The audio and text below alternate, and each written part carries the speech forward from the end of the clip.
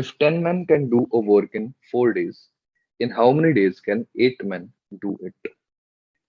Now, such questions can be easily done by the formula W1 upon W2 is equal to P1 D1 upon P2 D2.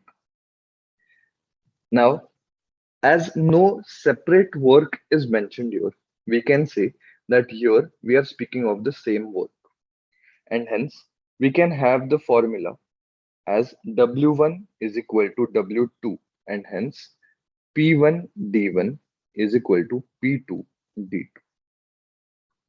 So in the first case, 10 men are working for 4 days. In the second case, we have to find out how many days they are working. So P2 is 8, and let's assume the days to be X. So solving this, we get the number of days as 5.